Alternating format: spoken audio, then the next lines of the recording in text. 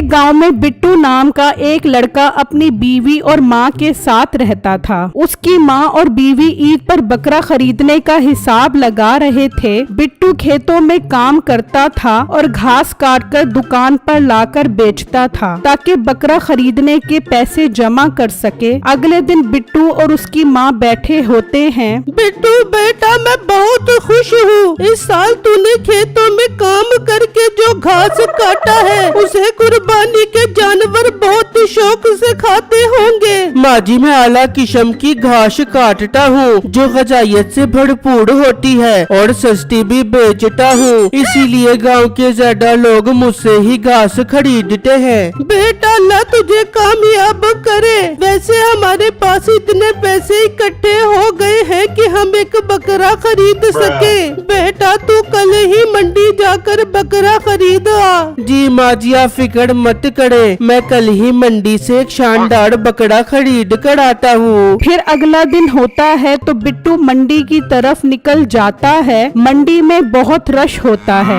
सब लोग बकरे खरीदने में लगे होते हैं। बिट्टू इधर उधर देखता है तो उसकी नजर एक बकरे पर पड़ती है। वो उसके पास आता है। भाई साहब, इस बकरे की क्या कीमत है? अरे भाई, ये बकरा 40,000 रूपए का है। भाई 40,000 तो बहुत ज्यादा है। बकरा देखने में अच्छा लग रहा है, मैं आपको इसके 30,000 दे सकता हूँ। अरे नहीं, इस सेहतमंद बकरे के 30,000 रूपए बहुत थोड़े है ना यार। मैंने इसे गाय का खालिस दूध पिस्ता बादाम खिला के पाला है ना यार। वो तो ठीक है भाई साहब, मैं गरीब इंसान हूँ। मैंने घास काट काट के बकरा खरीदने के पैसे इकट्ठे किए हैं ताकि इस बार कुर्बानी कर सकूं। भाई, तुम्हारी बात सुनने के बाद मैं काम ही कर सकता हूँ। 5,000 रूपए कम कर देता हूँ। 35,000 में समझ आती है तो ले जाओ ये बकरा मेरा यार। ठीक है भाई, मुझे मंजूर है। 35,000 में हमारा सौदा पक्का हुआ। बिट्टू बकरे के मालिक को 35,000 दे देता है और बकरा लेकर घर आ जाता है, जिसे देखकर बिट्टू की माँ और बीवी बहुत खुश होते हैं। उसी गांव में मीठा और उसकी बीवी नसीबो कैंची रहते थे। मीठे, इस साल कुर्बानी का क्या करना है? गांव के सब लोग ईद के लिए जानवर खरीद के आ गए हैं। हमारे घर बकरा कब आएगा? बेगम, जानवर खरीदने के पैसे कहाँ से लाऊं? मेरे पास बकरा खरीदने के तो क्या, मुर्गी खरीदने के भी पैसे नहीं हैं। मीठे, तू परेशान क्यों होता है? मेरे जहन में कमाल का आइडिया है। तू इस बार कसाई बन जा, बस कुछ ही दिन की तो बात है मीठे। बेगम, तू पागल तो नहीं हो गई क्या? मैंने कभी कसाई का काम तो किया नहीं, बकरे कैसे ज़िबा करूँगा? तो मीठे, छुरी चलाना कौन सा मुश्किल काम है? बढ़ जा मीठे, कसाई बन जा। इस तरह हमारे पास काफी पैसा आ जाएगा और मैं ईद वाले दिन लोगों के घर जा जा के गोश्त इकट्ठा कर बेचूंगी। एक तीर से दो शिकार कर बेचूंगी। बेगम, वैसे आइडिया तेरा बुरा नहीं है, मैं कल ही जाकर कोई दुकान का बंदोबस्त करता हूँ। फिर सुबह होते ही मीठा कसाब की दुकान पर आ जाता है। कसाई साहब, मुझे आपकी दुकान पर काम मिलेगा। मैंने कसाई के काम में PhD की हुई है। गाय और बकरों को तो मैं हाथ के इशारे से ही गिरा देता हूँ। अच्छा, तुम अपनी इतनी तारीफें कर रहे हो तो मैं तुझे दुकान पर रख लेता हूँ। वैसे भी मैंने दूसरे गांव काम से जाना है, ईद से एक दिन पहले हिसाब लेने आ जाऊंगा। कसाई वहाँ से चला जाता है। कुछ टाइम बाद दुकान पर कसाई के लिए लोगों का रश लग जाता है तो मीठा सोचने लगता है, अरे वाह, ग्राहक तो बढ़ते ही जा रहे हैं। क्यों ना मैं पैसों के दाम बढ़ा दूं, इस तरह अच्छे खासे पैसे बन जाएंगे। फिर अगला दिन होता है तो एक ग्राहक मीठे के पास आता है। मेरे बेटे ने पूरे 2 लाख की गाय खरीदी है। भाई साहब, मुझे एक अच्छा कसाई चाहिए। ये बताओ, गाय अच्छे से ज़िबा कर लोगे? और गाय ज़िबा करने का रेट भी बता दो।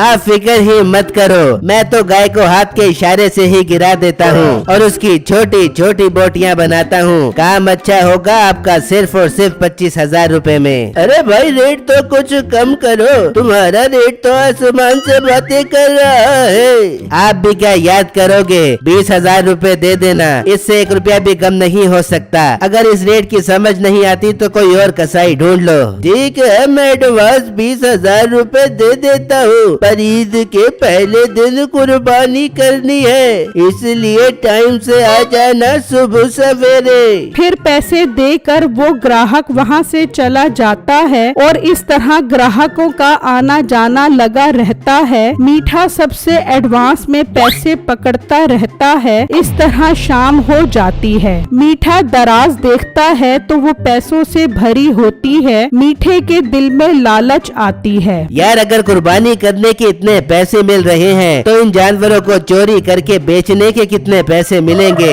मैं ये जानवर दूसरे गांव जाकर बेच दूंगा, और वैसे भी सब जानवरों के पैसे तो मैंने एडवांस में पकड़ ही लिए हैं। फिर रात होती है। मीठा उसी ग्राहक के घर आता है जिसने 2 लाख की गाय खरीदी थी। मीठा वो गाय वहाँ से ले जाता है। इस तरह मीठा बहुत सारे जानवर चोरी करके जंगल में छुपा देता है। फिर सुबह होती है तो गांव में शोर मच जाता है। हाय, मैं लुट गया, मेरी 2 लाख वाली गाय चोरी हो गई है। हाय हाय, मेरी बकरी को भी नहीं छोड़ा, वो भी चोरी हो गई है। बिट्टू उसी गांव में घास बेचने आता है तो ये सब देखकर हैरान हो जाता है। तभी बिट्टू के पास एक आदमी आता है। भाई, अब मुझे घास नहीं चाहिए, कोई मेरा बकरा चोरी करके ले गया है, मैं लुट गया।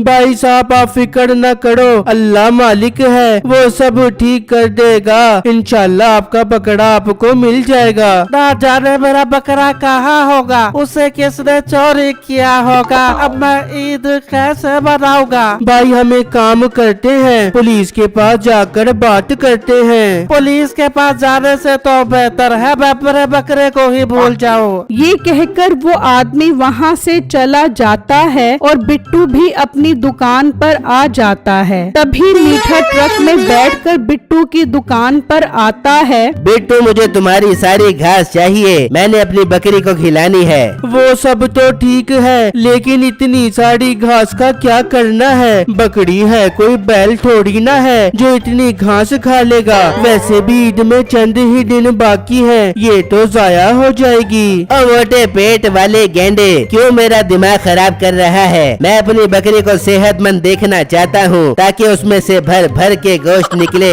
मोटे, वैसे भी तुझे पैसों से मतलब होना चाहिए, जो कि मैं तुझे दे रहा हूँ। जल्दी से सारी घास मेरे ट्रक पे डाल दे, मुझे और भी जरूरी काम से जाना है। बिट्टू मीठे की बातें सुनकर शक में पड़ जाता है। यार, ये मीठा भाई इतनी सारी घास का क्या करेगा? और ये पैसे देने की बात भी कर रहा है। इसके पास कहाँ से इतना पैसा आ गया, मुझे पता लगाना पड़ेगा। बिट्टू ट्रक में घास लाद देता है और खुद भी उसमें छुप जाता है। फिर ट्रक चल पड़ता है और थोड़ी देर बाद ट्रक जंगल में आकर रुकता है तो बिट्टू देखता है सब गांव वालों के जानवर वहाँ होते हैं। अच्छा, तो ये सारे जानवर मीठे ने चोरी किए हैं। कितनी गलत बात है, मुझे गांव वालों को बताना होगा इससे पहले कि ये सब जानवरों को बेच दे। बिट्टू जल्दी से वहाँ से निकलता है और गांव आकर सब लोगों को सारी बातें बताता है। ये सुनकर सब गांव वालों को बहुत गुस्सा आता है और वो पुलिस को लेकर जंगल पहुँच जाते हैं। मीठा जानवरों को घास खिला रहा होता है। अच्छा, तो तू चोर है, शर्म नहीं आती तुझे कुर्बानी के जानवर चोरी करके? पुलिस भाई, मैंने ये जानवर चोरी नहीं किए, मैं तो यहाँ से गुजर रहा था तो ये जानवर नजर आ गए, सोचा इन्हें घास डाल के नेकी ही कमा लूं। अच्छा, गलत काम करता है और ऊपर से नेकी का बोल रहा है। चल तू मेरे साथ, तुझे डंडे मार मार के नेकी तो अब मैं कमाऊंगा। पुलिस भाई, मीठे को हम गांव वाले सजा देना चाहते हैं। इसे ईद से पहले जानवरों के साथ बांध देंगे ताकि ये ईद तक चोरी ना कर सके। फिर सब गांव वाले मीठे को जानवरों के साथ बांध देते हैं। मीठे के लिए ये सबसे अच्छी सजा थी।